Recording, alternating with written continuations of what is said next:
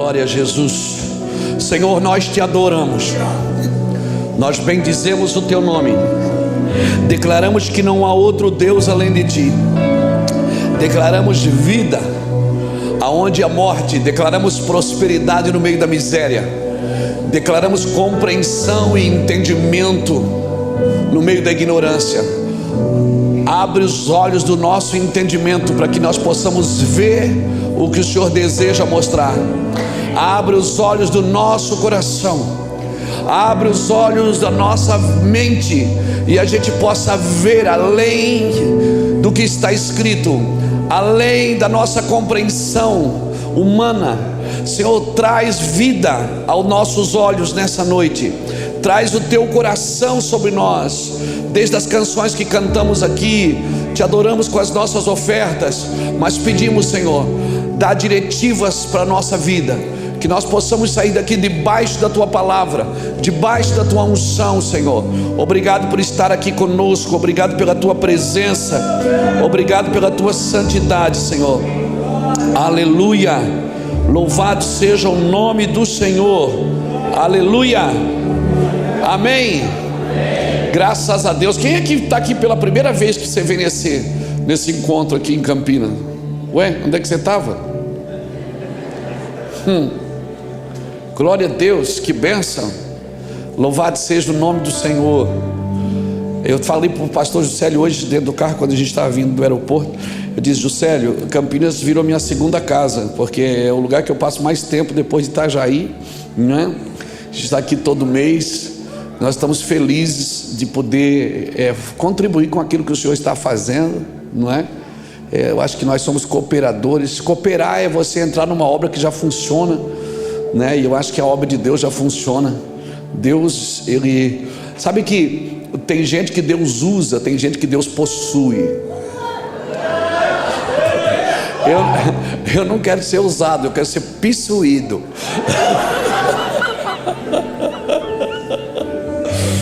É verdade, porque Deus pode fazer sem você, mas parece que Deus espera você chegar para fazer através de você. Isso é uma nobreza do coração de Deus. Ele não precisa da gente, é porque Ele é bom demais. Mas uma vez o Senhor me falou isso: Luiz, tem gente que eu uso, mas tem gente que eu possuo. E quem eu possuo, eu posso contar com tudo que é dele, com o tempo dele, com o pensamento dele, com a voz dele, com os olhos dele, com os ouvidos dele, com o dinheiro dele, com a família dele, com a casa dele, com tudo que é dele. Aí o Salmo 103 faz sentido: bendize a minha alma ao Senhor, e tudo que há em mim bendiga o seu santo nome. Então Deus não quer muito, Ele quer tudo. Um homem que vive para a sua própria glória, não há justiça nele, irmãos. Um homem que vive para a sua própria glória, não há justiça nele. E aqueles que Deus ama, que Deus possui, ainda que eles possam estar vivendo para a sua própria glória por causa da ignorância, Deus ainda vai salvá-los, vai criar uma situação para tirar eles da sua própria justiça. Amém? Porque a virtude e a justiça de Deus, elas só estão protegidas na mão de homens que amam a Deus e amam aquilo que Deus ama, que é pessoas. Eu estou entendendo algumas coisas, eu não sei, estou ficando doido, mas eu estou entendendo algumas coisas. E tem fazido, é bom, tem feito e tem feito tanto sentido para mim, assim, sabe? E aí com a caminhada algumas coisas vão perdendo sentido para você. Tem coisas que você não insiste mais nelas, não porque elas não são importantes, porque elas se tornaram inúteis para aqueles dias, para o propósito de Deus para a sua vida. Amém, irmãos? Eu vejo que Deus está fazendo uma coisa nesses dias, chamando a atenção para Ele. Ele está chamando a atenção da igreja para Ele. Eu queria falar um pouquinho disso hoje. Se você tiver paciência. Eu estou assim, eu acho que Deus quer falar com a gente de uma forma simples. A igreja, ela está entendendo algumas verdades que para ela pareciam que eram inalcançáveis. Irmãos, a diferença de um juiz e de um gari é só uma diferença de informações. Todos foram criados para louvor da glória de Deus. E a gente precisa respeitar isso no Senhor, porque o Senhor faz isso, o Senhor ama. Nós fazemos acepções, Deus não. Deus, Ele criou tudo para louvor da sua glória. E se Cristo foi crucificado antes da fundação do mundo, como diz as Escrituras, então nenhum pecado que o homem possa ter cometido possa ter comprometido o propósito eterno de Deus, porque Jesus já morreu antes da gente errar. A Bíblia diz que os desígnios de Deus não podem ser frustrados. Algumas coisas da nossa vida estão caindo porque a gente está entendendo. A compreensão e o entendimento, tem coisa que é só o Espírito que pode dar. Eu posso te dar instrução aqui, vou te dar algumas instruções que foram boas para mim, vão ser boas para você certamente, mas o entendimento e a compreensão de algumas coisas só o Espírito pode te dar. Mais ninguém pode te dar, mais ninguém. Então eu não posso comprometer os desígnios de Deus. Eu não comprometo com a minha vida, com o meu pecado, com a minha ignorância. Não comprometo. Deus vai fazer. Isso aqui está pronto. Ninguém pode mudar isso, esse fim. Já está pronto. Já está consumado. Agora, se eu vou viver isso ou não, é uma outra coisa. Mas já está pronto. Deus já fez. Eu posso ficar de fora daquilo que Deus fez. Eu não quero ficar de fora, você quer? Então eu não quero ser usado. Eu posso ser usado e não ser possuído para o propósito de Deus. Muitos naquele dia dirão: em teu nome eu fiz isso, em teu nome, ou seja, eu fui usado, eu funcionei, eu dei resultados. Mas no Evangelho eu não fui chamado para dar resultado, eu fui chamado para dar fruto. Por isso, se os meus resultados não aplicam em frutos do Espírito de Deus, não fazem sentido. Fruto é continuidade. Fruto eu posso dar um resultado que é bom para mim, mas não é bom para mais ninguém. E o que é bom para mim não pode fazer sentido se não é bom para mais ninguém, porque o Evangelho é coletivo. Deus não está formando um novo povo, Ele está formando um corpo. Amém? E o que eu faço tem que contribuir com aquilo que Deus está formando. Então fica tranquilo, essa angústia é normal. Esse sentimento de derrota, de trabalhei, não deu nada certo, faz parte. Amém? Essa angústia, eu quero provar para você hoje que essa angústia é de Deus e não do diabo. Eu quero provar para você hoje que essa tristeza, essa leve e momentânea tribulação não está para se comparar com o eterno peso de glória daquilo que está por vir. É necessário que você fique triste. Como assim é necessário? Sabe que uma coisa que a igreja precisa pedir perdão? A igreja precisa pedir perdão para Deus pelo evangelho raso que pregamos nos últimos 30 anos, que gerou um povo frustrado, e com medo, porque não conseguiu alcançar aquilo que foi prometido de púlpito. Nós temos que pedir perdão pelo evangelho fraco que pregamos nos últimos 30 anos, que preparou um povo para a conquista, mas não preparou para ficar firme, constante, sempre abundante no Senhor. Então diga para o irmão que está do seu lado: se você tem juízo, vai embora agora que é melhor.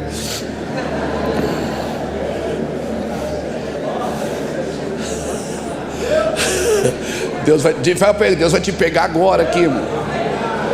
Assim, ó, não, fala para ele assim, ó, o que você vai ouvir aqui agora, fala, pode profetizar. Não, fala, você tem que falar, meu filho. Fala assim: o que você vai ouvir, eu não estou ouvindo aqui, o pessoal, ó, pastor, fala aí, papai. Fala aí, irmão. O que você vai ouvir aqui agora, fala, vai pegar você por dentro e vai torcer você por dentro. E você está prestes a entrar num novo tempo em Deus. Não tenha medo. Diga: não tenha medo. Não tenha medo. Não tenha medo. Não tenha medo da perda. Não tenha medo da culpa. Não tenha medo da doença. Não tenha medo da morte. Não tenha medo, porque nem a morte, nem a vida, nem o que há, nem o que há de vir, nada pode nos separar, ei, do amor de Deus que está em Cristo Jesus. Irmão, você vai lutar por 3 coisas na vida. Mas você pode ficar esperto com isso. Ou você vai labutar, ou você vai lutar por ambição, ou você vai labutar por necessidade, ou você vai labutar por propósito.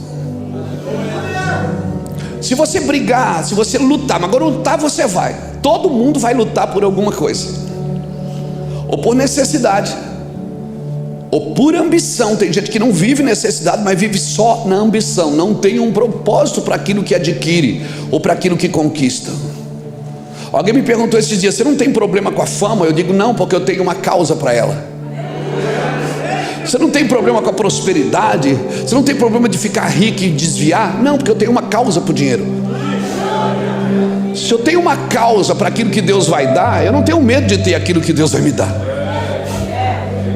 Eu não tenho que ter medo daquilo que Deus vai me dar, porque pobreza não é sinônimo de humildade,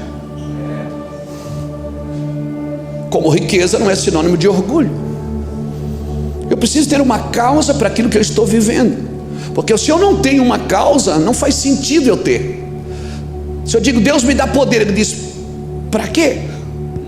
O que você vai fazer com poder? Você vai encher a igreja? Vai encher cadeira? Você vai ter seguidores na internet? Você quer ser virtual ou quer ser virtuoso? Eu quero ser virtuoso. Então, se você quer ser virtuoso, não tem problema você ser virtual. Agora, se você quer ser virtual, você pode comprometer a virtude. Só virtual você pode comprometer a virtude. Então, Deus tem falado algumas coisas, irmão, tem doído pra caramba. E eu não vou apanhar sozinho, não. Eu vou repartir com você aqui nessa noite. Não é só eu que vou ficar sem dormir hoje, não. Você também vai me ajudar. Amém? Então, ou você luta por necessidade, ou você luta por ambição, ou você luta por um propósito. O problema não, a bênção é que se você lutar por um propósito, você é protegido da ambição e é protegido da necessidade. Amém? O que Deus colocar na tua mão não vai te desviar, e a necessidade nunca vai bater na sua porta, se você viver no propósito de Deus. Fica tranquilo, irmãos, fica tranquilo. Se nós caminhamos submetidos a isso, fica tranquilo. A justiça e a virtude, elas só estão protegidas nas mãos de homens que amam a Deus e amam a sua obra. A justiça e a virtude, elas são inseguras na mão de homens soberbos, orgulhosos e cruéis. A virtude e a justiça, elas não estão protegidas na mão de homens soberbos, na mão de homens cruéis, na mão de homens ambiciosos, de homens cínicos. Não estão protegidas. Então, eu tenho que aprender com Jesus. E ele fala: aprendei de mim, porque sou manso e humilde de coração. Eu não posso aprender com Jesus e me tornar soberbo e prepotente. Então não é Jesus que está me ensinando. Meu Deus. Não é, porque se eu estou me tornando alguém soberbo e prepotente, eu não estou na escola de Cristo. Porque o final da escola de Cristo é cruz e ressurreição. Então, se o amor não for a minha primeira e a minha última análise, eu não vou saber cuidar de pessoas, não vou saber tocar pessoas. O amor de Cristo tem que ser a minha primeira e a minha última análise. Jesus, se você vai perceber uma coisa nas Escrituras, Jesus nunca sacrificou a virtude em nome da compaixão, e vice-versa, também nunca sacrificou a compaixão em nome da virtude. Ou seja, ele teve compaixão de todo mundo, mas não deixou de aplicar a virtude a todo mundo. E ele aplicou a virtude em compaixão. Sem compaixão, nenhum pastor, nenhum pregador, nenhum crente vai viver o evangelho genuíno. Porque a compaixão é a única forma de você separar o pecado do pecador. Sem compaixão você põe tudo na mesma panela. Pecado e pecador para você é uma coisa só. Mas com compaixão você põe o pecador de um lado, você exerce misericórdia e você consegue separar. O pecado continua sendo abominável, mas você continua amando o pecador. Talvez essa seja a maior dificuldade da igreja hoje, lidar com o pecado e com o pecador. Irmãos, eu já falei isso aqui e vou falar de novo para entrar na mensagem. Acho que eu falei aqui isso no mês passado. Jesus nunca foi na igreja, ou seja, nunca foi na sinagoga chamar alguém para o ministério. Ele sempre foi na vida.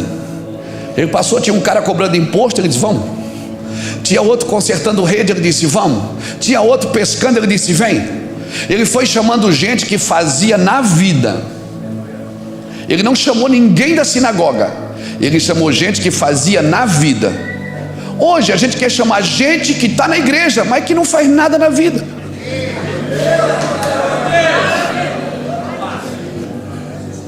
Porque nós, esse dualismo grego entre o santo e o profano, ou seja, entre o credo e o leigo, entre o material e o espiritual, entre o secular. O que é que você é, pastor? O que é que você faz na vida secular? Não tem vida secular, filho. Mas eu sou empresário. Você é um empresário. Ah, mas é o meu trabalho secular. Querido, isso aí é dualismo. Você é um homem espiritual que tem uma empresa. Você é um homem espiritual que faz negócios, que vende, que compra, que negocia. Não existe. Lá em casa, quando só eu era pastor, o Júnior e o Ulisses ainda não eram, você falava com a minha mãe e ela dizia assim: eu tenho 3 filhos, 2 trabalham e 1 é pastor. Tadinha, a minha mãe achava que eu não trabalhava. Só que agora lá em casa ninguém mais trabalha, porque é tudo pastor. Porque a gente criou. O que é que você faz na vida secular? Não secularize a sua vida. Você é um ser espiritual em tudo que você põe a mão, em tudo que você toca. Lembra a musiquinha que nós cantávamos lá? Tudo aquilo que eu toco abençoado será. Tudo aquilo, lembra disso? Minhas mãos estão cheias, não é? Aí tem gente que exagerou, começou a tocar o carro dos outros no estacionamento. Tomo posse agora, Jesus. Que? Você não viveu isso, não? O Paul Yong-Chu estava ensinando uma coisa, as pessoas levaram para o outro lado, 4ª dimensão, já que estava na 6ª, tinha crente já na 6ª dimensão, 6º sentido. Ele botava a mão no carro do irmão e não era carrinho não, era só carrão, porque Deus vai me dar vitória. Deus, então o padrão de crente da igreja sempre foi o que tinha mais dinheiro. Todo mundo olhava para aquele irmão e dizia: um dia eu vou ser que nem aquele irmão. Você tinha que ser que nem Jesus, porque tem gente que vai ser que nem Jesus e não vai ter dinheiro. Por quê? Porque Deus não pode dar dinheiro para ele, ele desvia.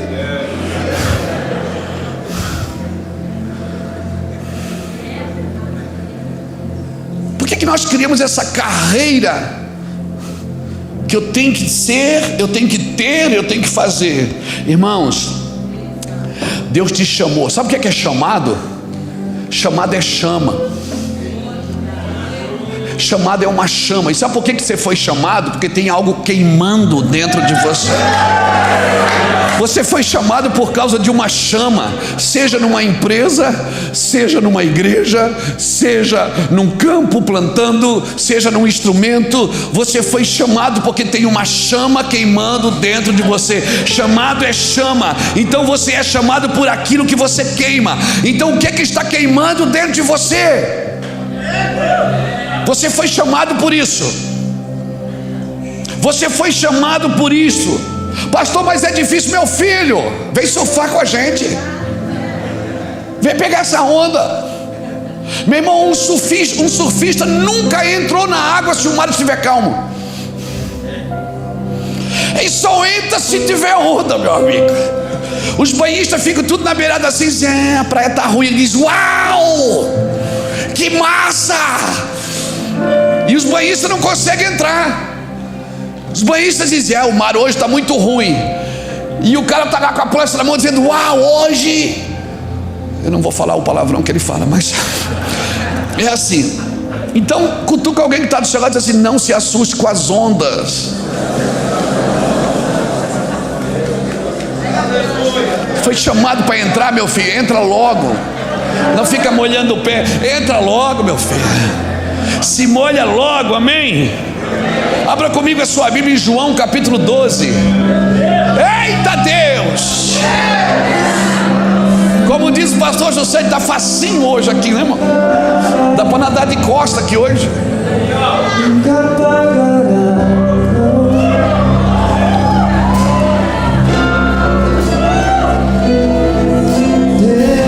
Nunca morre, Deus nunca é vencido. Nunca é vencido. E sabe, nós oramos assim: Deus, toma o controle, como se ele tivesse perdido. Não faz sentido essa oração. Deus toma o controle agora. E Deus diz: se liga.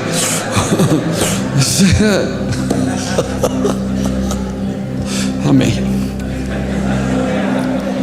Porque se ele é movido pela terra, então ele não é Deus. Então é tudo uma grande mentira. Mas a Bíblia diz: o que eu ligo na terra é ligado no céu. Não, a Bíblia diz: o que eu liguei na terra terá sido ligado no céu. Porque não é aqui que liga lá, é lá que liga aqui. Venha o teu reino, seja feita a tua vontade, aqui na terra como é no céu. O céu é o padrão, a eternidade é o padrão. Se Deus precisa de uma demanda da terra, de uma expectativa de demanda da terra, quem precisa disso é a igreja, irmão. Por isso que a igreja deixou de ouvir a voz de Deus para seguir a expectativa das pessoas. As pessoas têm uma expectativa. Por favor, não deixe a expectativa das pessoas ditar o ritmo da missão de Deus na sua vida. A missão de Deus na sua vida tem um ritmo e você precisa andar nesse ritmo. A expectativa das pessoas não podem ditar o ritmo que você anda. Amém? Alguém me diz assim: pastor, por que você não faz isso? Faz você, eu já estou trabalhando. Por que o senhor não faz aquilo? Por que não? Não faz sentido. Não é fazer. Deus não me chamou para fazer, Ele me chamou para estar. Não é para fazer para Ele, mas para estar com Ele. E por estar com Ele eu acabo fazendo o que Ele está fazendo. Aleluia. Então eu preciso saber o que Deus quer. João capítulo 12 e o versículo 23 diz assim: é chegada a hora que o Filho do Homem será glorificado. Em verdade vos digo que se o grão de trigo caindo na terra não morrer, fica só, mas se ele morrer, ele produz muito fruto. Quem ama a sua vida perdê-la-á, mas quem odeia a sua vida essa dor aí, quem odeia a sua vida guardá-la para a vida eterna. Aquele que me serve deve seguir-me, e aonde eu estiver, ali estará também o meu servo. E se alguém me servir, o meu Pai o honrará. Agora pega o versículo 27 para você, guarda aí, escreve, grifa, copia, plinta, faz alguma coisa. Olha o 27. Agora, quem é que está falando isso? Jesus. Ele está dizendo assim: agora o meu coração está angustiado. E o que eu direi? Pai, salva-me desta hora? Não, foi precisamente para esta hora que eu vim. Quem está falando isso? Ele disse: agora o meu coração está angustiado.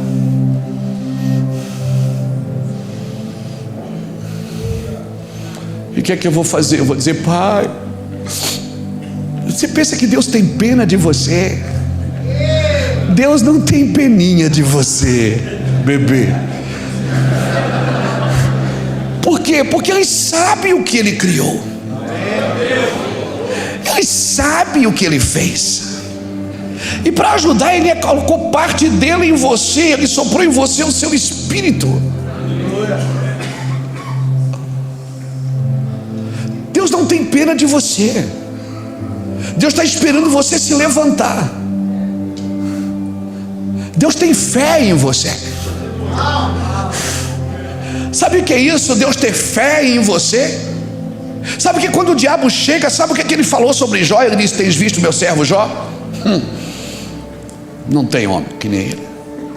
Você sabe o que é Deus pegar e pregar sobre um homem? Deus chamou, o diabo veio para uma reunião e Deus pregou. O tema da mensagem de Deus era Jó. Tens visto meu servo Jó? Não há homem na terra como ele. Daí o diabo sabe, mas se eu dar tudo para ele, não pode tirar tudo.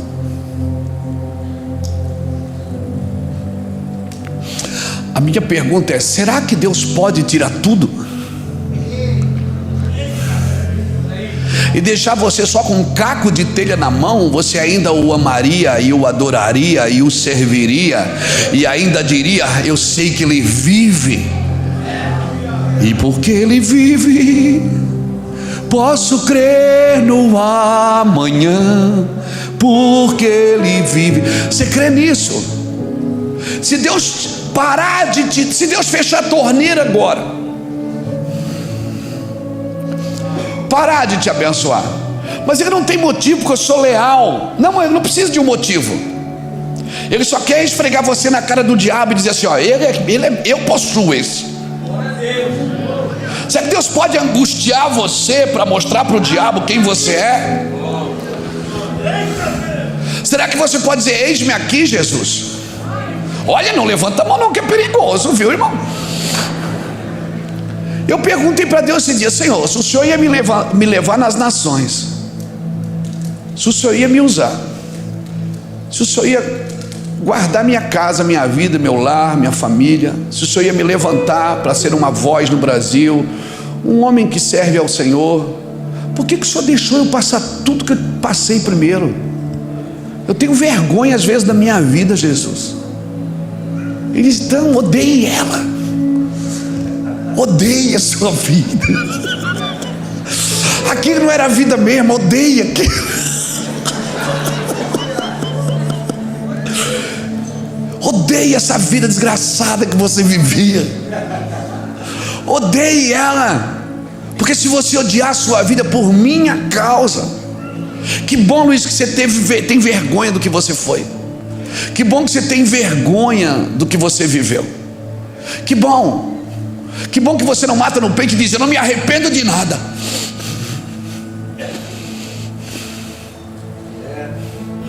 Porque se você não se arrependesse de nada, eu não podia mudar a sua vida. Diz: mas por que o Senhor deixou a gente viver tudo isso?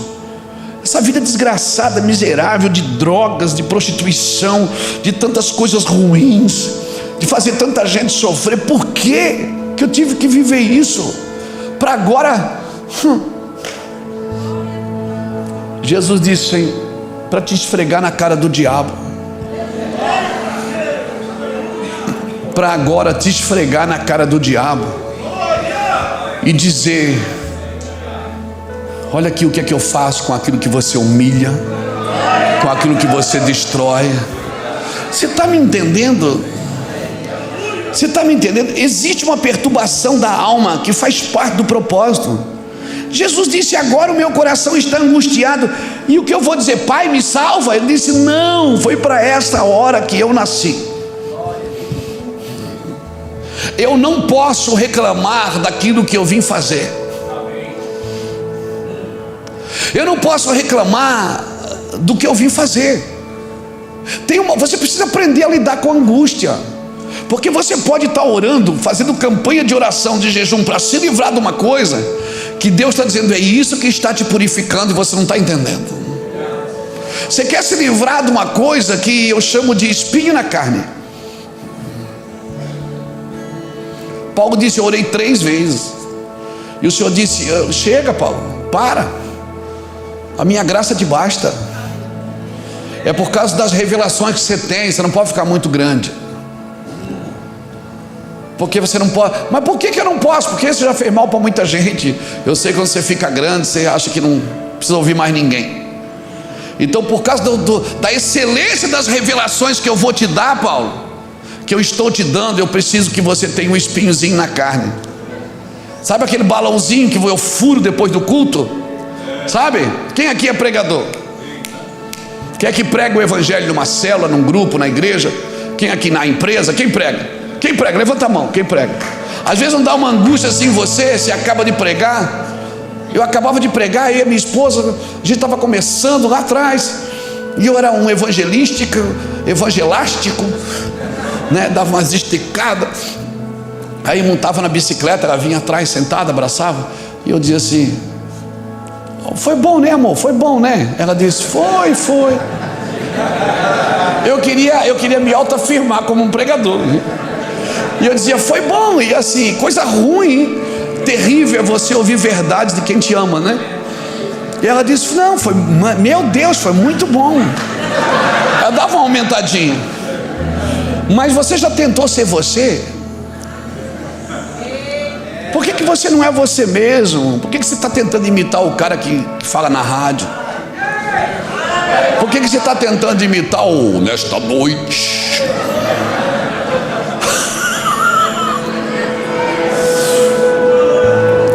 E eu dizia: não sei. Ela dizia: eu sei. Porque você não acredita em você. Deus acreditou em você, Luiz. Ele foi lá na boca de droga te tirar de lá. Ele já tinha bastante gente no seminário, tinha muita gente estudando para ser pastor. Ele foi lá nas drogas, te tirou de lá. Sabe por quê? Porque ele tem fé em você, e ele quer te usar do jeito que você é. Você não precisa ser ninguém. No meio de 7 bilhões que permeiam a face da terra, você é o único que tem essa impressão digital aqui. Então, por favor, a única forma da unção vir e te pegar é na sua identidade. Enquanto você não ser você, a unção não pode te aquecer, não pode te pegar. O dia que você quiser ser você, então ele vai te encher. Porque ele quer usar o João, ele quer usar o Antônio, ele quer usar a Maria. Ele não quer usar o personagem que você criou para ser usado por ele.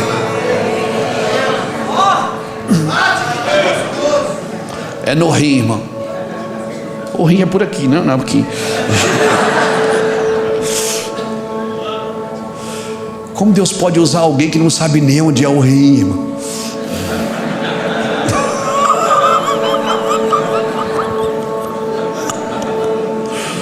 Seja você.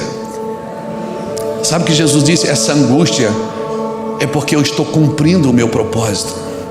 Eu estou sendo quem Deus me chamou para ser. É fácil se livrar dessa angústia. Produz uma alegria falsa, produz uma falsa paz, produza uma vida secundária, que é isso que esse dualismo grego quer criar em você. Uma vida para vir à igreja, outra vida para servir no mundo, outra vida para ficar no meio da família. Crie personagens. Crie. A vida não é um aplicativo, irmãos, que você vai lá e clica e resolve todos os seus problemas num toque. Não. A vida tem um processo. Ela tem que ser processada. E se você tem água e quer vinho, você precisa de um milagre. Mas se você tem uva e quer vinho, você precisa de um processo. Não adianta você pegar a caixa de uva e dizer: Deus, transforma agora numa garrafa de vinho. Deus diz: não, processe. Milagres são coisas impossíveis. Tem coisas que estão para nós fazermos e a gente levou para o campo do milagre. E as coisas não acontecem. Por quê? Porque não é para acontecer. Não se trata de eu ter ou não ter fé. É porque Deus não quis fazer. Então existe uma perturbação da alma que faz parte do propósito. E preparar as pessoas só para prosperar e não ensiná-las a sobrepujar no meio do caos, com o tempo vai causar frustração. E o pior, a frustração alimenta a apostasia, porque as pessoas vão perdendo a fé em Deus. Porque a bênção que demora faz adoecer o coração. Pessoas que estão esperando coisas que foram prometidas que não veio, e elas vão ficando doentes. Então não era mais fácil dizer para elas que no mundo tereis aflições, mas tende bom ânimo? Não era mais fácil dizer as coisas óbvias para elas? O óbvio precisa ser dito, senão ele não é óbvio. Nós não podemos preparar as pessoas só para conquistas, irmãos. 1 Coríntios capítulo 15, 58. Meus irmãos, sede firmes e constantes, sempre abundantes, porque no Senhor o seu trabalho não é em vão. Fale da recompensa, mas fale do processo. Não prometa coisas que a Bíblia não está falando sobre elas. Não prometa coisas que Deus disse que não vai fazer agora. Existe um processo. Tiago capítulo 1, abre aí, Tiago.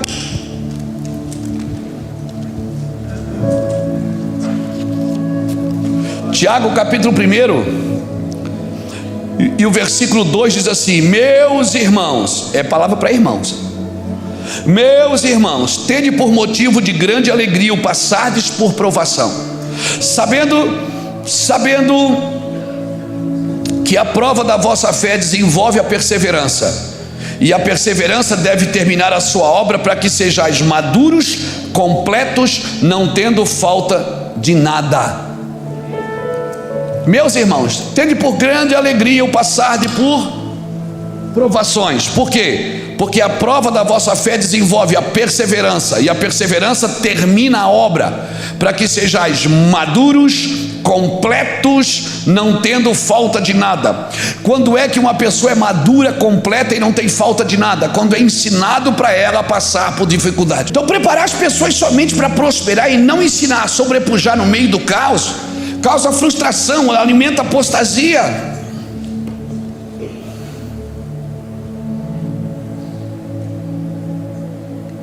Nós precisamos acordar, irmãos, amadurecer.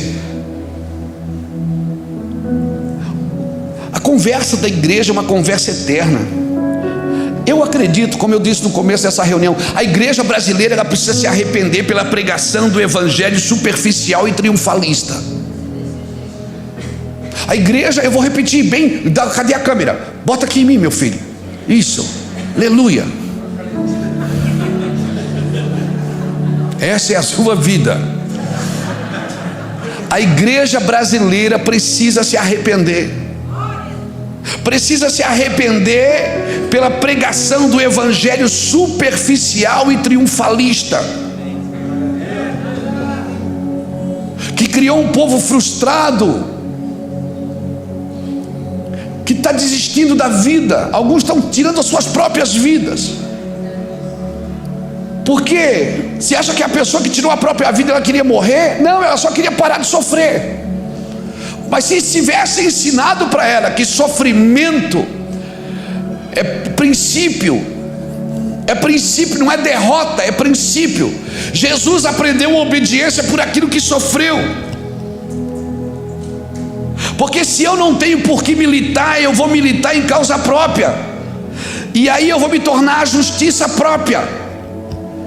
Eu preciso, não que eu vou catar sofrimento, até porque eu não vou ficar colhendo sofrimento a vida inteira, até porque eu não sou um kamikaze, eu não preciso tirar minha vida por isso. Não sou franciscano, mas ninguém mais quer passar luta. Nossas campanhas são pare de sofrer. Quando o sofrimento é que me aperfeiçoa para viver na alegria do Espírito. Quando passares pelo fogo, não é um convite, é uma convicção. Você vai passar pelo fogo. Quando passares pelo fogo, não te queimarás. Quando passares pelos rios, não te afogarás. Quando passares pelos mares, passares por ali, as águas não te submergirão, porque eu estou contigo para te guardar. Deus está dizendo: eu não posso tirar você dali, mas eu posso passar por ali com você.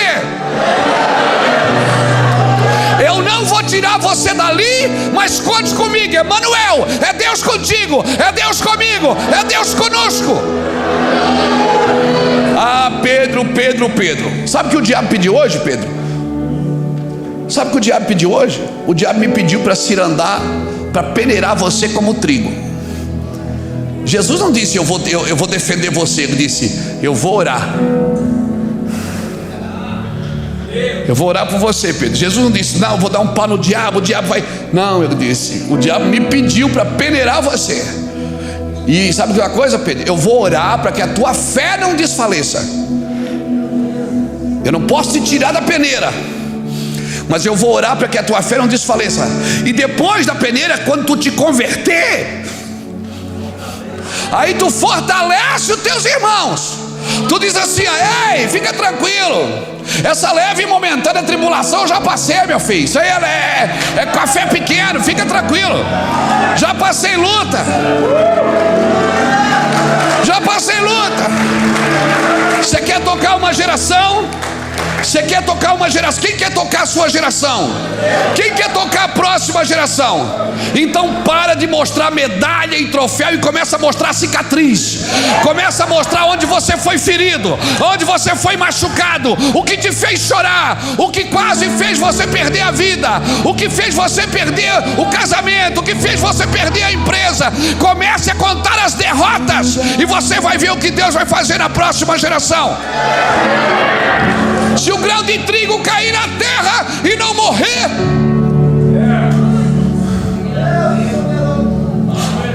e sabe para quem Jesus disse isso?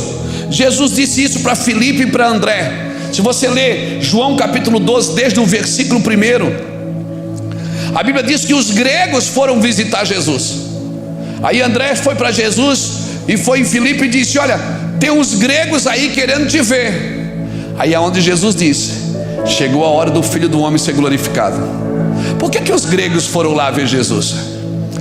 Porque aparece um cara, filho de José, filho da Maria, de um lugar improvável, de Nazaré, da esquina, da carpintaria, cheio de farpa no dedo, sei lá, isso é invenção minha. Aparece esse cara lá, fazendo milagres, falando coisas inefáveis. Os gregos, o berço da teologia, o berço da sabedoria mundial, sabe? O fundamento de Roma. Os gregos, peraí, vamos lá ver esse cara.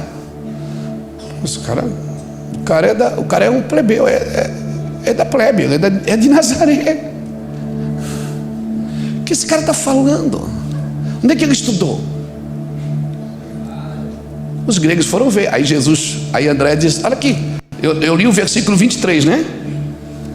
Se você ler o versículo 21, diz assim: ó, dirigiram-se Filipe, que era de Betsaida da Galileia, e rogaram-lhe: Senhor, gostaríamos de ver Jesus. Versículo 22, Filipe foi dizê-lo a André, e André e Filipe o disseram a Jesus, e respondeu Jesus: chegou a hora do Filho do Homem ser glorificado. O berço da sabedoria, da intelectualidade da época veio procurar quem era Jesus. Aí Jesus diz: chegou a hora de eu ser glorificado. Aí Jesus manda um recado, diz assim: ó, diz para eles que se o grão de trigo cair na terra e não morrer, eles vão ficar só, mas se ele morrer, ele vai dar muito fruto. Sabe o que Jesus está dizendo? Jesus está dizendo o seguinte: ó, se eles não morrer para eles não vão entender o que eu estou dizendo, porque só um homem morto pode entender sobre vida. Um homem vivo com o microfone na mão, ele mata pessoas. Mas se ele estiver morto,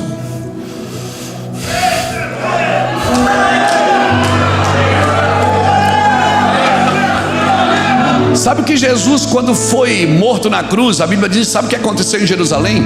Túmulos foram abertos. Você quer abrir túmulo? Não, cutuca quem está do seu lado. Você quer abrir túmulo mesmo? Diga para ele: então vai para a cruz. Vai para a cruz. A sua morte vai gerar vida. Paulo dizia: em nós opera a morte, para que em vós opere a vida. E você está reclamando, angustiado. Por quê? Se você prometeu que seria fiel até a morte,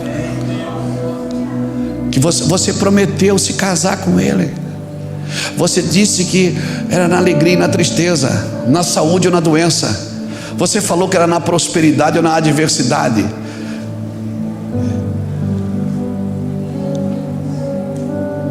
Isso é um casamento, não tem porta de saída. Não tem mais volta para você. Você está perdido. Você não vai ser feliz em outro lugar. Não, eu estou te falando sério. Você acha que vai ser feliz juntando dinheiro? Você acha que vai ser feliz tendo coisas? Você vai ser feliz fazendo o que Jesus te chamou para fazer. Em Alphaville ou em Alfavela? No palácio ou na mansão ou no barraco? Na montanha ou no vale? Cara, se você está fazendo o que Deus te chamou para fazer, eu vou te falar uma coisa: você vai ser um dos homens mais felizes da face da terra. Então se prepare. Foi isso que Jesus falou para os gregos. Eles querem me ver? Se o grão de trigo cair na terra, não morrer. Jesus estava dizendo o seguinte: eles vieram para discutir inteligência, sabedoria. A fé, ela não é burra, mas ela também não é intelectualizada.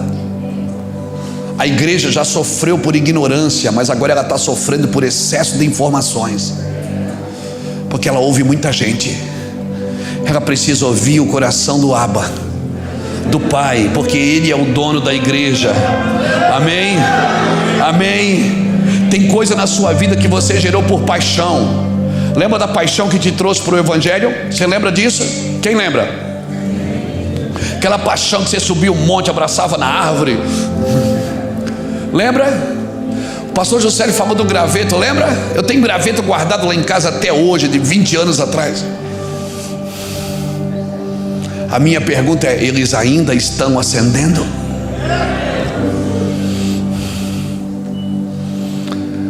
Porque tem coisas na igreja que foram movimentos, mas tem coisas que fazem parte do processo eterno de Deus na sua vida.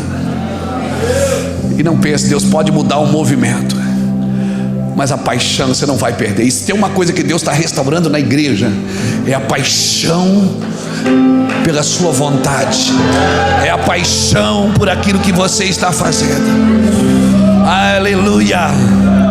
Tem coisas que você recebeu pela paixão que você carrega, mas você ainda não tinha, eu também não tinha entendimento para me movimentar nelas. Paulo tinha muita paixão, mas eu ainda não tinha entendimento para me movimentar nelas. Mas eu tinha paixão, então eu me movimentava pela paixão. Porque se eu não tivesse entendimento, Deus não leva em conta o tempo da ignorância. Mas eu tinha vontade, e eu quero fazer porque eu estou com vontade. Eu queria fazer, eu queria ajudar pessoas. Eu não tinha sabedoria, mas eu fico vendo o Senhor sentado, olhando para a gente, dizendo: vai lá, Luiz, vai na tua força. Enquanto você não me conhecer do jeito que eu quero que você me conheça, eu vou te abençoar a partir da tua vontade. Então vai fazer, daqui a pouco eu amadureço a sua vontade, e aí a sua vontade passa a ser a minha vontade. Aí eu não digo mais: vim a mim ou vinde após mim, eu digo: ide. E daí você não vai mais comigo, é eu que vou com você. Então quer saber o que eu acho? Deus está levantando nesses dias, Misa, um tipo de gente que sabe lidar com todo tipo de gente. Deus está levantando na igreja brasileira um tipo de gente, mas que sabe lidar com todo mundo. Sabe lidar com todo mundo, com pecador, com ímpio, sabe lidar com quem não comunga da mesma fé que ele, sabe lidar com idólatra, sabe lidar com ladrão, sabe lidar com prostituto, sabe lidar com todo mundo. Um tipo de gente, mas que sabe lidar e sabe viver no meio de todo tipo de gente. Eu quero declarar que Deus vai levantar no Brasil uma geração, um DNA, mas que sabe circular no meio de toda a esfera de uma sociedade. Amém? Então, escute, é papel da igreja ensinar a se gloriar no sofrimento. É papel da igreja. Ensine as pessoas a se gloriar no sofrimento. Paulo, Cristo e tantos outros nos deixaram esse modelo. Se gloriar no sofrimento. Por quê? Por que me gloriar no sofrimento? Porque é isso que vai gerar esperança, e nessa esperança não há frustração. É isso que vai gerar vida. Pessoas estão frustradas com a vida. Por quê? Porque não foi ensinado para elas que sofrimento faz parte do processo. Não foi ensinada para elas. E todo mundo acha que o seu sofrimento é maior do que o do outro. Pessoas estão na fila, lambendo feridas, lambendo machucaduras. É o sofrimento que vai gerar perseverança, vai gerar caráter aprovado e vai gerar esperança. Amém? Para todo dia tem uma noite escura, irmão. Para todo dia tem uma noite. E a Bíblia é clara quando ela diz que o choro dura uma noite, mas a alegria, Deus está dizendo o seguinte, que fica tranquilo, vai amanhecer. Vai ou não vai? Mas depois vai anoitecer de novo. Mas vai amanhecer de novo. Então não chora tudo de uma vez. Não reclama tudo de uma vez. Amanhã tem noite de novo.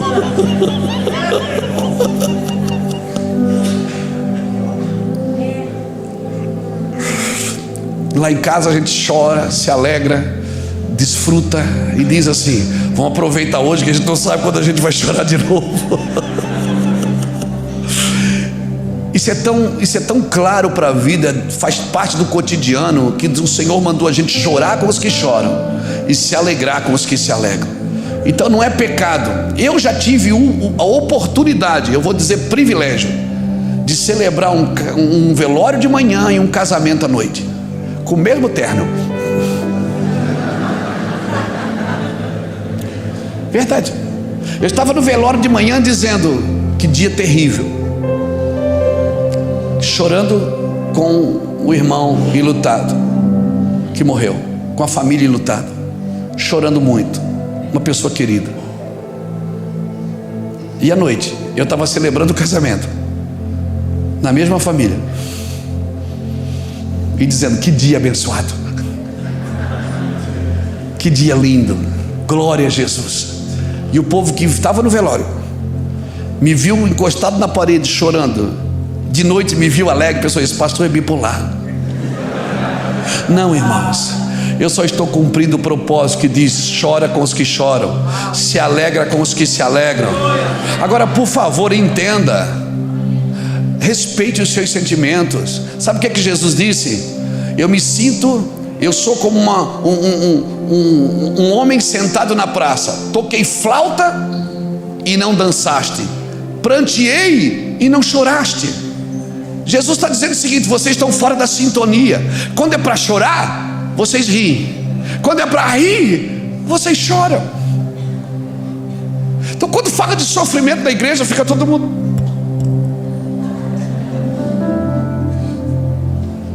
Fala de prosperidade para você ver. E a gente não entendeu que a prosperidade está embutida no cotidiano da vida de dificuldade. Você precisa ter uma história para contar. Você precisa ter uma história para contar de superações, de dificuldade, de perdas, de derrota. Amém, irmãos? Existe uma perturbação da alma que faz parte do propósito. Agora o meu coração está angustiado. Jesus disse em João 12, 27: e o que direi? Pai, salva-me desta hora? Não peça para Deus te salvar dessa angústia. Que é um conselho de um amigo. Não peça para Deus te tirar da angústia. Diga: Deus, me fortalece nessa angústia. Eu quero entender o que é que o Senhor está curando ou empoderando aqui dentro de mim. Me ensina o que é que o Senhor está fazendo dentro de mim, porque eu sei que essa angústia não é culpa de ninguém.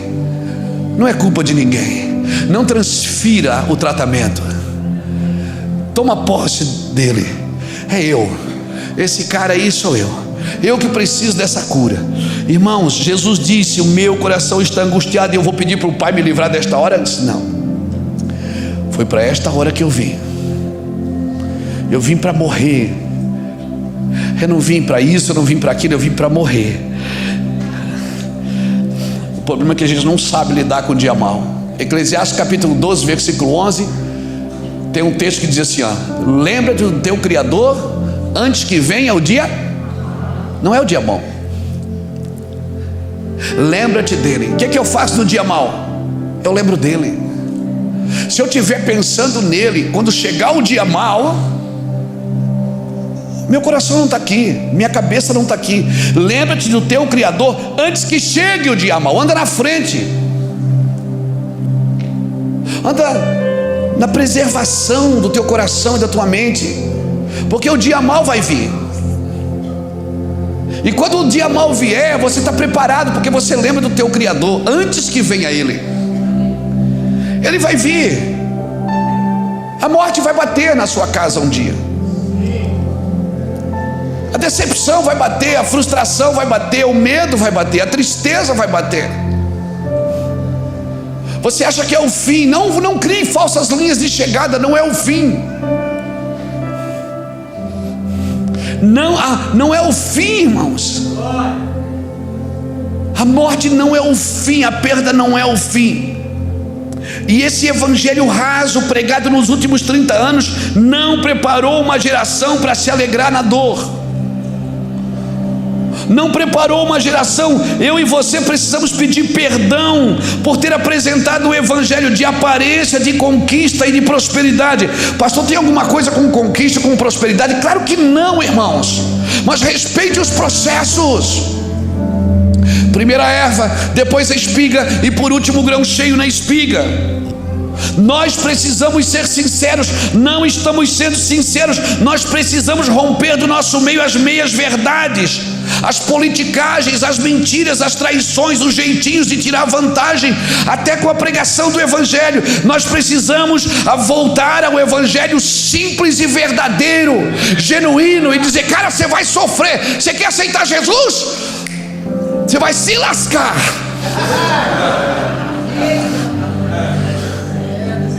Mas nem a morte, nem a vida, nem a altura, nem a profundidade, nem o que há, nem o que há de vir, nada vai te separar do amor de Deus que está em Cristo Jesus. Porque em todas essas coisas você vai ser mais do que vencedor. Mais do que vencedor. Você está me entendendo?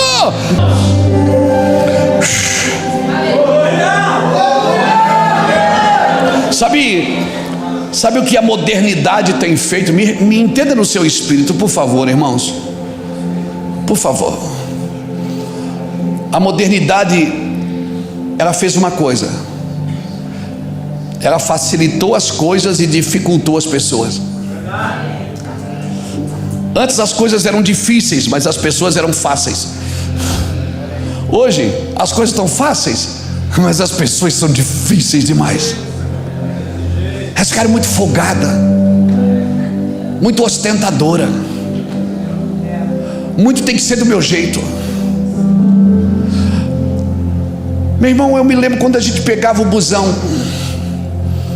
Eu peguei um ônibus uma vez, eu não vou dizer a empresa, e eu fui pregar a noite toda dentro do ônibus, no interior do Paraná.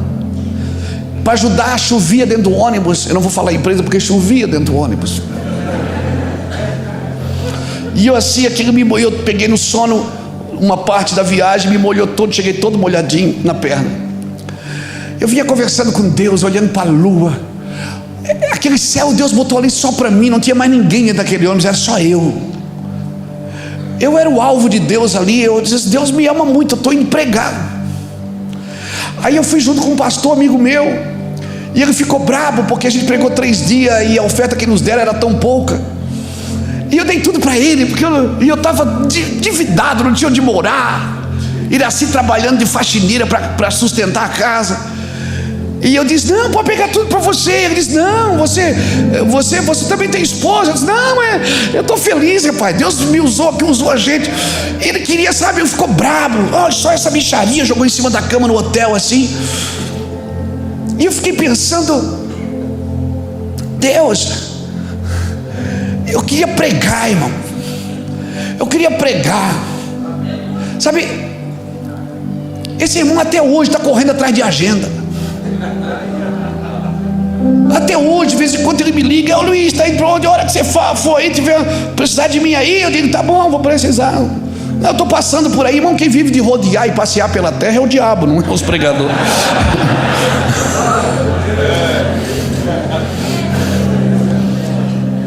até hoje ele está correndo atrás de oferta e brigando, certamente brigando porque ganhou pouco. Eu já fui em mais de 50 nações pregar o evangelho.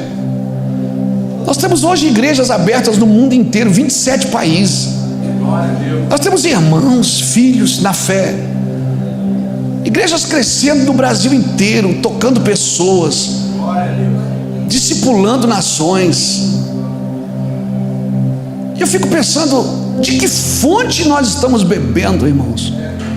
Porque se a gente estiver na fonte errada, nós não vamos dar continuidade, meu irmão. O que nos empodera para viver o evangelho genuíno? O que nós queremos? Por isso que eu digo, irmão, antigamente as coisas eram difíceis. Eu me lembro que eu fui com esse irmão e eu gostava de andar com ele porque ele reclamava e eu era alegre. Acho que Deus não usou ele para me discipular. Eu fui pregar com ele uma vez numa outra cidade e ele ficou num quarto na casa de um irmão e eu fiquei num outro quarto na casa desse mesmo irmão. Ele ficou o dia todo lá no quarto, dormiu o dia inteiro. E eu andava na rua, eu ficava olhando para a hora do culto, para começar o culto, eu queria pregar, eu estava queimando. E ele ia pregar e eu não fui pregar. Eu não fui para pregar, eu fui para carregar a bolsa dele.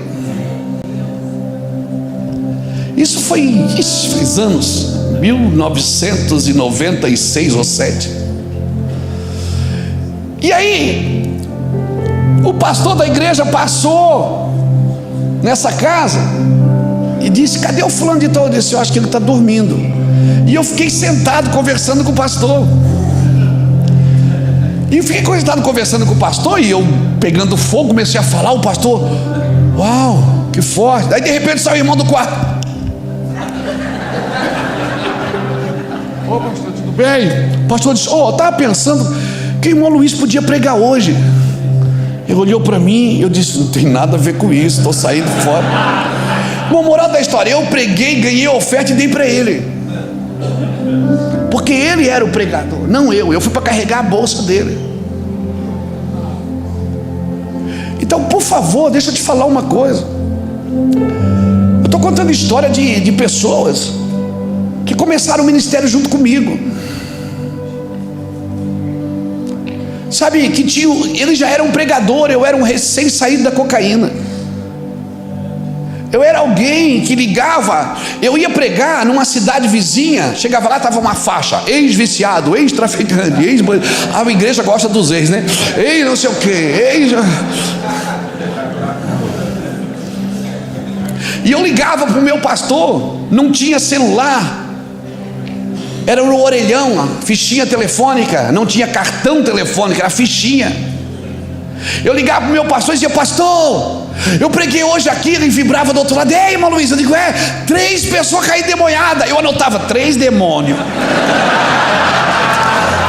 Não, você vai um dia lá em casa, eu vou te mostrar os caderninhos. 4 pessoas aceitaram Jesus, 2 caiu na unção. Aí teve um que caiu, daí eu não sabia se era demônio ou unção ou estava. Esse eu estou em dúvida. Eu trazia o relatório para o meu pastor, sério, gente. Eu trazia o relatório para o meu pastor, eu vibrava, cada cidade que eu chegava, eu dizia: pastor, eu preguei hoje, 3 pessoas caíram endemoniadas.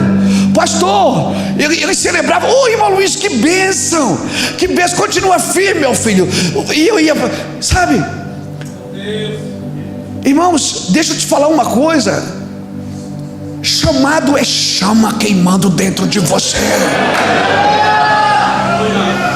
Não deixe nada roubar essa alegria de ser um arauto de Jesus Cristo.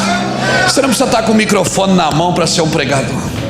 Você pode sentar numa mesa, você pode atender num caixa de mercado, você pode ser um Uber. Cara, sentou do seu lado, manda fogo, porque eu vou te falar, enquanto você estiver queimando, nunca vai te faltar graça de Deus. Ei, alguém levante a mão e adore o Senhor aqui. Você não tem que sair do propósito para viver no prazer.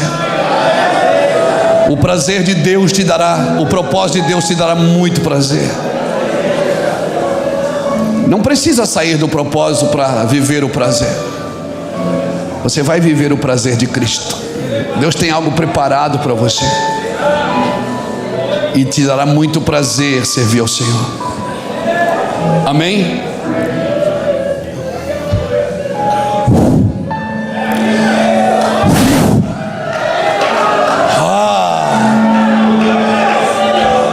Aleluia. Chora cala, chora mandarala, chora la bacalaba, chora la mandarala, hola cala andorelia, chora la mandara, chora la cala mandarala, chora la mandara, chora la mandarala, hora cala, chora mandarala, chora la mandara.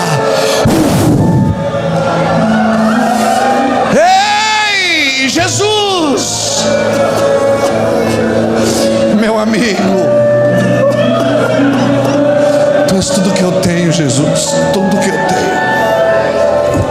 Todas as minhas fontes estão em Ti.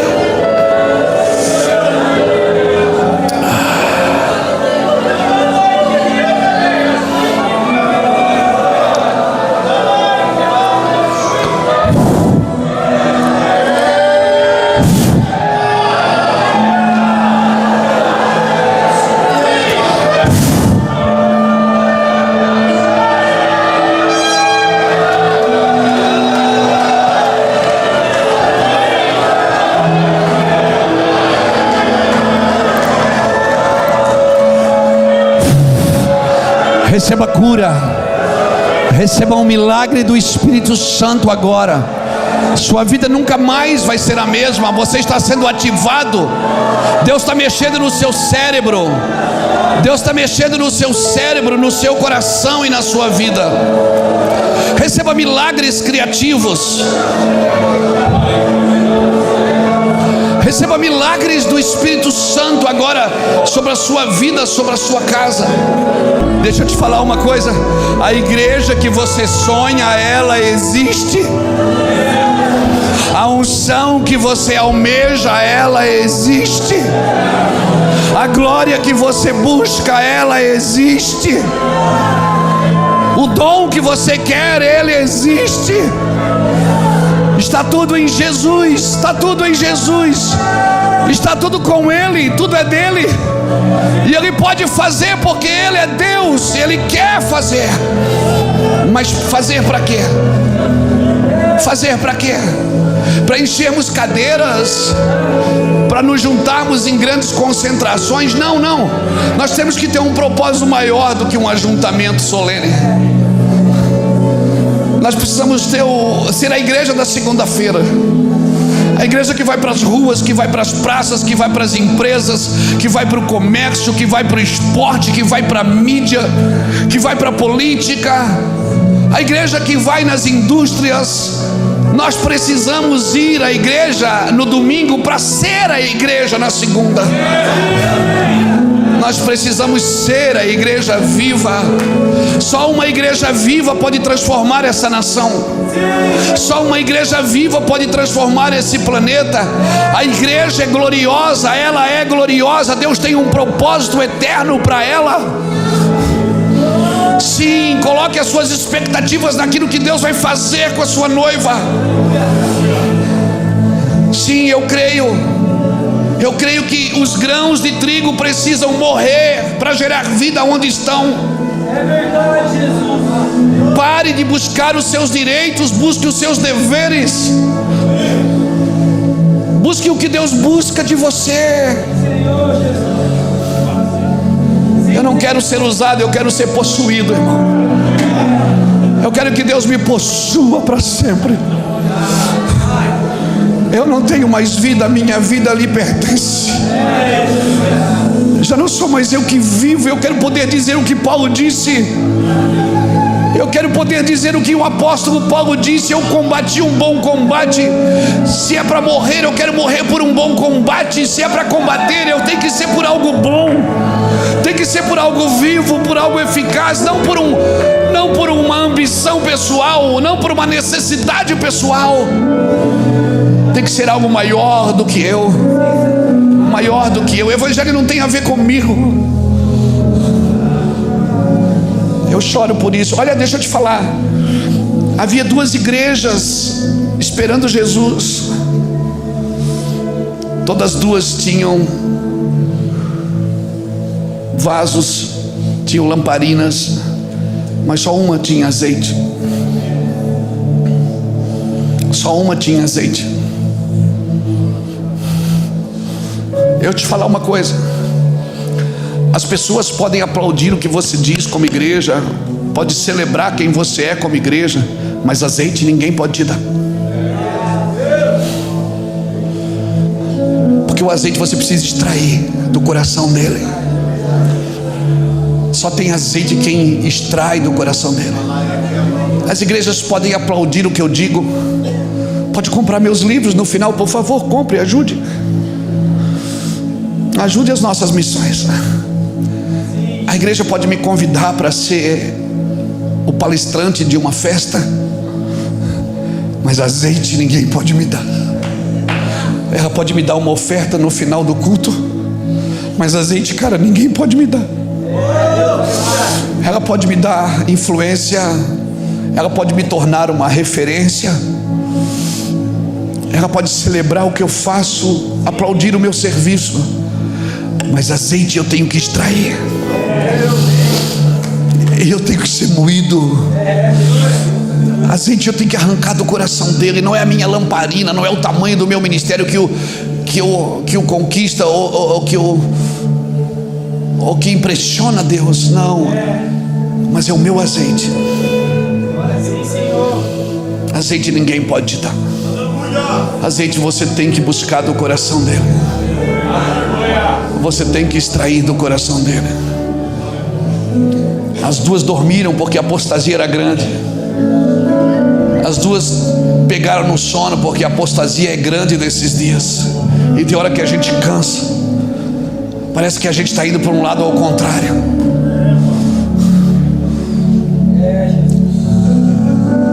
Mas quando aparecer alguém dizendo aí vem o noivo, ele não vai olhar para o seu currículo gospel, para quantos livros você escreveu. Ele vai olhar se você ainda tem azeite, se você guardou a essência da paixão que te tirou do mundo, se você ainda ama Jesus, se há lágrimas nos seus olhos, se há paixão nas suas palavras. Deixa eu te falar algo, querido. Nós não podemos ser uma igreja inerte. E não adianta ir para a internet falar mal das igrejas, falar mal das visões, falar mal dos pregadores. Não. Quem critica é porque ainda está vivo. Quem ataca é porque ainda está vivo. E é só o que sobra para quem não tem unção, é atacar. Não seja como esses. Entra no coração de Jesus e vai extrair o que Ele tem para você. Vai extrair o que o Senhor tem para você. Se o grão de trigo cair na terra e não morrer, ele fica só, mas se ele morrer, ele vai dar fruto. Aquele que odiar a sua vida,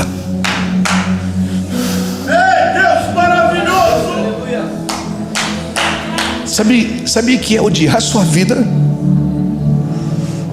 É não trabalhar para mantê-la no prazer,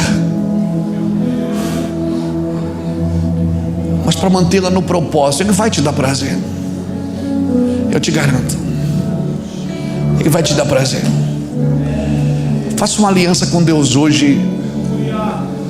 Faça uma aliança com Deus hoje. Senhor, nada menos do que a tua presença. Nada menos do que a tua presença. Tem uma música de um amigo meu chamado Alessandro Vilas Boas, que ele canta, e essa música mexe comigo, porque eu me sinto nela. Quando ele diz: eu sou um homem peregrino em terra distante. Sou um homem que tem tudo, mas espera por algo maior. Eu sou só teu. Eu sou só teu. Seja um homem de uma prioridade única. Se você for homem de uma coisa só, todas as outras coisas vão achar o lugar delas na sua vida. Mas uma coisa é necessária, uma coisa só. Feche seus olhos, me deixa orar com você. Espírito Santo, quem é que dorme com barulho desse, Jesus? Por favor, carrega o nosso coração de peso de responsabilidade. Fere-nos de amor, Jesus. Fere-me de amor por Ti. Eu quero ser alguém machucado de amor por Ti, Jesus. Eu quero ser um homem de uma só prioridade. Como dizia Gregório, eu não quero uma Bíblia melhor, eu não quero novas famílias, eu não quero mais nada, eu não quero uma nova igreja. Eu quero ver você, Jesus. Só me falta ver você descer. É isso que eu quero, Jesus. Eu quero tocar o Teu coração com a minha vida. Por isso, Senhor, eu faço um voto contigo aqui hoje. Faça isso, irmãos. O Senhor é a minha prioridade maior. O Senhor é o único anseio do meu coração. Eu quero o Senhor. Eu quero que o Senhor venha e seja Deus através de mim. Que o Senhor não me use, que o Senhor me possua.